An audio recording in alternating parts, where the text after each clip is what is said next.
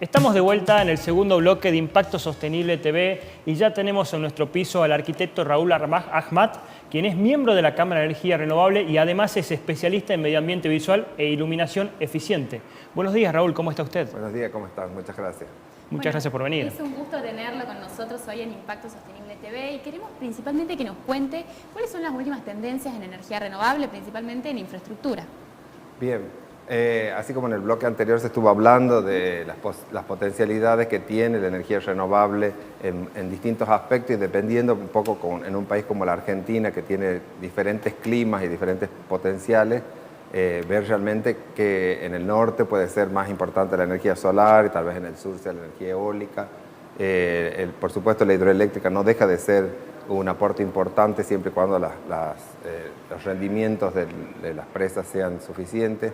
Realmente la Argentina es un país con muchísima potencialidad desde el punto de vista de las energías renovables y no aprovecharlas realmente nos pone en una situación compleja, como estamos viendo, respecto del uso de la energía. Con lo cual, obviamente que lo que es infraestructura es muy importante sostener y promover digamos, el uso de energías renovables. Y eso se puede hacer de distintas formas. Por un lado, obviamente lo que se estuvo hablando en el bloque anterior, que tiene que ver con el marco legal, normativo, ¿no es cierto?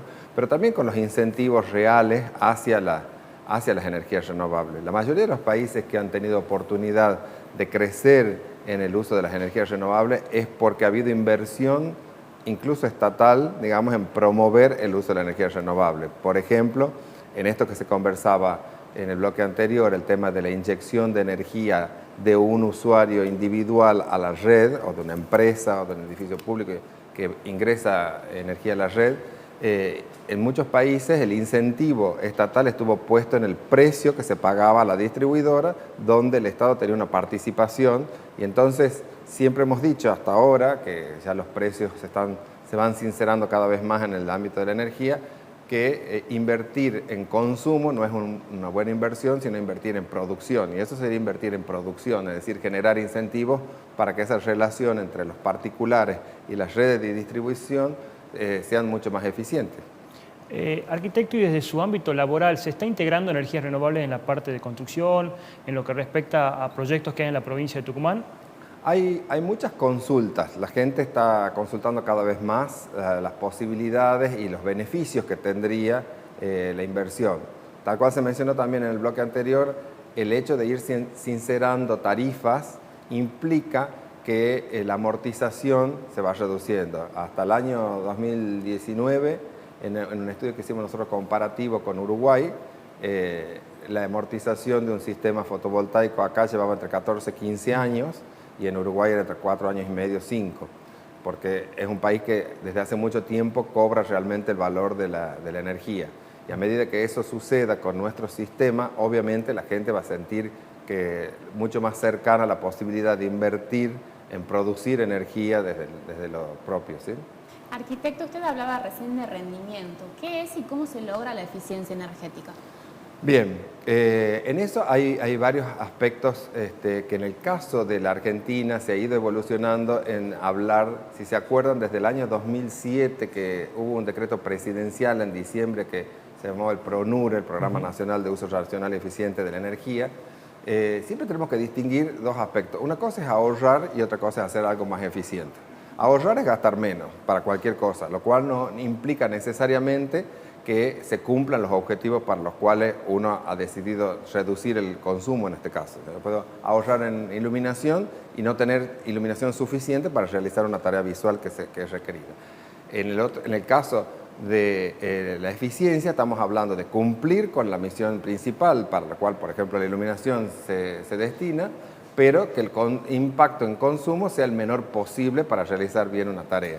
Y en ese sentido, en el ámbito de la edificación, hay mucho por hacer. La Argentina ha ido haciendo un camino en el tema del etiquetado energético de edificios. Y en el etiquetado energético de edificios lo principal es, por un lado, lo que la arquitectura es capaz de hacer como parte de la mejora en eficiencia del consumo de energía.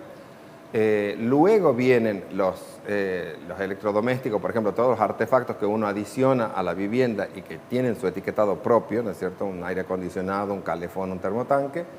Y luego, aparte de eso, viene, por supuesto, el tema de la iluminación, ¿sí? Y en el uso de las energías renovables. Cuando uno hace, hay un aplicativo de la entonces Secretaría de Energía que se desarrolló a lo largo de varios años y con experiencias en distintos lugares. Acá en Tucumán también se hizo un relevamiento de más de 200 viviendas y de distinta tipología para saber cuánto implica, cuánto es necesario consumir en energía, proveyendo, digamos, todas las situaciones de confort de una vivienda, que no son las mismas acá que en Bariloche, por ejemplo. Entonces, con un país, como decimos siempre, tan largo de norte a sur, tenemos distintas demandas energéticas para cubrir el confort humano. Entonces, en ese tema del etiquetado, por ejemplo, la arquitectura tiene un peso propio y las energías renovables son capaces de mejorar significativamente un etiquetado de una vivienda.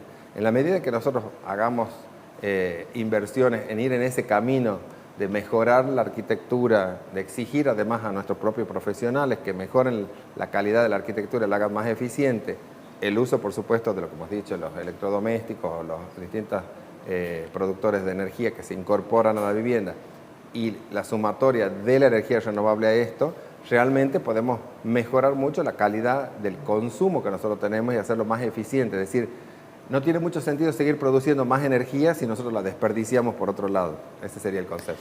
Qué correctas sus palabras, porque esto tiene que ver con la circularidad y la economía circular, algo que realmente es importante decirlo porque tenemos que ir hacia ese camino.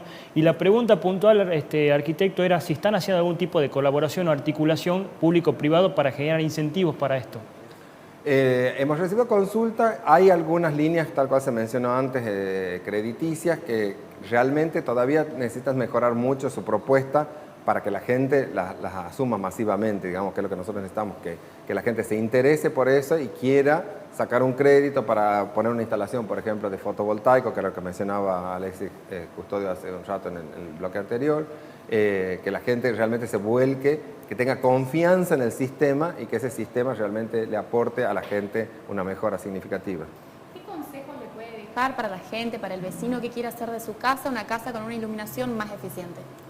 Bien, desde el punto de la iluminación hay dos aspectos que son importantes. Por un lado, la arquitectura, como hemos dicho, principalmente, es decir, el tamaño de las aberturas, ¿sí?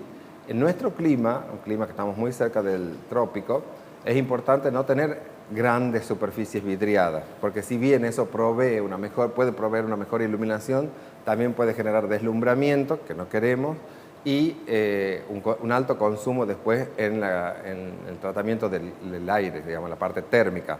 Entonces, la protección, por ejemplo, de las aberturas, protecciones que sean regulables, por ejemplo, que uno pueda regular el ingreso de la luz del sol o del sol si lo desea en invierno. Y luego, desde el punto de vista de la instalación eléctrica, hacer revisar mucho la instalación eléctrica, que no tenga pérdidas, por un lado, y que la iluminación esté diseñada para las distintas tareas visuales que se pueden realizar en el ámbito del hogar, por ejemplo.